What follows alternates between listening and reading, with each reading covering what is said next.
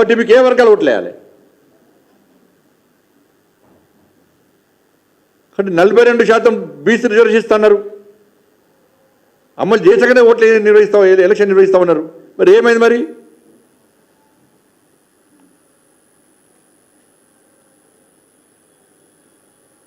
కాబట్టి తెలంగాణ సమాజానికి మేము అప్పీల్ చేస్తున్నాం, ఈ మోసపూరితమైన మాటలు నమ్మి కాంగ్రెస్ పార్టీని నమ్మకండి. కాంగ్రెస్ పార్టీ అంటేనే మోసం, కాంగ్రెస్ పార్టీ హస్తం అంటేనే భస్మాసుర హస్తం.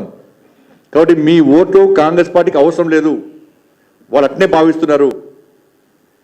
కాబట్టి స్థానిక సంస్థల ఎన్నికల్లో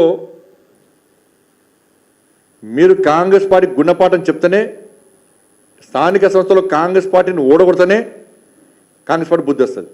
పోనీ వాళ్ళ ఆధినాయకత్వం చక్కగా ఉందంటే వీళ్ళు నెలలకు పోతున్నారు, కప్పం కడుతున్నారు, దానికి పైసలు వస్తున్నాయి.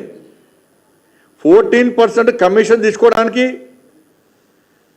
మంచిదే కాంగ్రెస్ పార్టీ. 14% కమిషన్ సర్కార్, ఇది 14% కమిషన్ తీసుకుంటారు, పొట్టు చంపుకుంటారు పైసలు. 2-3 మంత్రులు అయితే వాళ్ళకి అదే పనిగా దొరికిన గికే గిక్కుతున్నారని గ్యాపే 14% మొత్తం దర్వాజా తీసిపెట్టారు. ఇంకా ఫీజు రియంబర్స్మెంట్, ఉద్యోగ పిల్లలు చచ్చిపోతున్నారు సర్టిఫికేట్ లేకుంటే, ఆ యాజమాన్యాలు కనీసం సిబ్బందికి జీతాలు ఇవ్వలేని పరిస్థితి, ఇళ్ళ కిరాయి కట్టలేని పరిస్థితి. ఫీజు రియంబర్స్మెంట్ 7,000 కోట్ల రూపాయలు ఇవ్వడం కూడా ఇస్తలేరు. 7,000 కోట్ల రూపాయలు. ఇంకా ఆరోగ్యశ్రీ పైసలు ఇస్తలేరు, హాస్పిటల్ ట్రీట్మెంట్ లేదు. మీరు ట్రీట్మెంట్ ఇస్తలేరా? ఆ కార్పొరేట్ హాస్పిటల్, మొన్న ఒక కార్పొరేట్ హాస్పిటల్ పోయినాం, రెయిన్బో హాస్పిటల్. ఎంత దోపిడీ అండి, ఎంత పెద్ద దోపిడీ రెయిన్బో హాస్పిటల్ది. నాలుగు వచ్చి 3 పేషెంట్లు వచ్చారు, 30 లక్షల బిల్లు, 20 లక్షల బిల్లు. ఏంటంటే సార్ అక్కడ పోతే ఆరోగ్యశ్రీ పైసలు కూడా 10 చేస్తారు సార్, ఆ డాక్టర్ చెప్తేనే రెయిన్బో హాస్పిటల్ పోతే పొట్టు పైసలు సార్, ఇష్టం వసూలు చేస్తారు పైసలు అని. ఈ బ్రాంచ్లో పెడుతున్న కొత్త బ్రాంచ్లో పడేసి ఒక్కొక్క హాస్పిటల్ 2-3 కార్పొరేట్ ఆసుపత్రి, 2-3 హాస్పిటల్ అయితే దోసుకున్నాడే. కానీ మీరు ఏ వర్గం తృప్తి చేయాలి? తెలంగాణ రాష్ట్రంలో ఎవ్వరు తృప్తిలేరు, వాళ్ళు అందరూ నిరాశ నిస్పృహతో ఉన్నారు.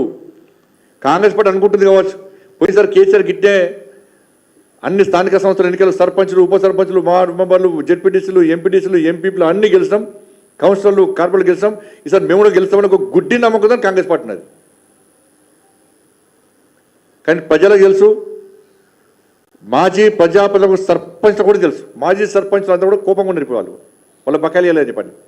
వాళ్ళందరూ తెలుసు ఇలా గ్రామాల్లో ఇంతో అంతో అభివృద్ధి జరుగుతుందంటే, గ్రామాల్లో రోడ్లు వేస్తున్నామంటే, గ్రామాల్లో శ్మశాన వాటికలు కడుతున్నామంటే, గ్రామాల్లో రైతు వేదికలు కడుతున్నామంటే, గ్రామాల్లో కమ్యూనిటీలు కడుతున్నామంటే, గ్రామాల్లో మోర్లు కడుతున్నామంటే, గ్రామాల్లో నీళ్ళు వస్తున్నాయంటే, గ్రామాల్లో లైట్లు వెలుగుతున్నాయంటే, గ్రామాల్లో ఇలా మేము ప్రధానమంత్రి ఆవాస్ యోజన ఇండ్లు వస్తున్నాయంటే, ఇవన్నీ వస్తున్నాయంటే నరేంద్ర మోడీ గారి ప్రభుత్వం ఇస్తున్న నిధులే. కాబట్టి కాంగ్రెస్ గత ప్రభుత్వం అన్ని డైవర్ట్ చేసింది నిధులన్నీ, మోసపోయినాం. ఈసారి గ్రామ పంచాయతీలో నిజాయితీగా నిబద్ధతతో ఇవాళ గ్రామాలు అభివృద్ధి చెందాలంటే నిధులు ఇచ్చే ప్రభుత్వానికి ఓటు వేయాలి మేము. కాబట్టి నిధులు ఎక్కడి నుంచి వస్తున్నాయి? ఈ ప్రభుత్వం అప్పులు తెస్తున్నది. కాబట్టి నిధులు ఎక్కడి నుంచి వస్తున్నాయి? కేంద్ర ప్రభుత్వం, నరేంద్ర మోడీ గారి ప్రభుత్వం గ్రామాలకు నిధులు ఇస్తున్నది.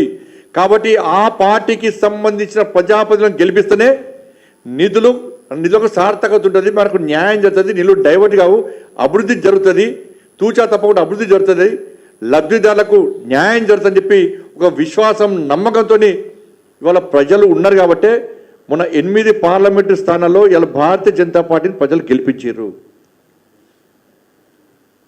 ఇది కేవలం నరేంద్ర మోడీ గారు చూసి ఓట్లేసారు, కేంద్రం నిధులు ఇస్తుంది మాకు అని చెప్పి చూసి ఓట్లేసారు.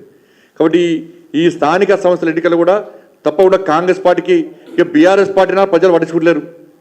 బీఆర్ఎస్ పార్టీ పరిస్థితి నాకు ఘర్కా నాకు ఘాట్కా, పైన 2-3 లీడర్లు కనబడుతున్నారు టీవీలలో, పేపర్ల కింద క్యాడర్ లేదు, కొట్లాడే కెపాసిటీ లేదు పార్టీకి. కాబట్టి మొత్తం కూడా మార్పు జరగాలి. కాబట్టి 80% స్థానిక సంస్థల ఎన్నికల్లో ఇలా భారతీయ జనతా పార్టీ గెలిపించడానికి ప్రజలు సిద్ధంగా ఉన్నారు. మా పార్టీ కూడా దానికి సమాయత్తం ఉన్నది. కిషన్ రెడ్డి గారి నేతృత్వంలో 80%లో ఎప్పుడు ఎన్నికలు, స్థానిక సంస్థల ఎన్నికలు జరిగినా కూడా భారతీయ జనతా పార్టీ భారీ సీట్లను గెలుచుకోవడానికి సిద్ధంగా ఉంది.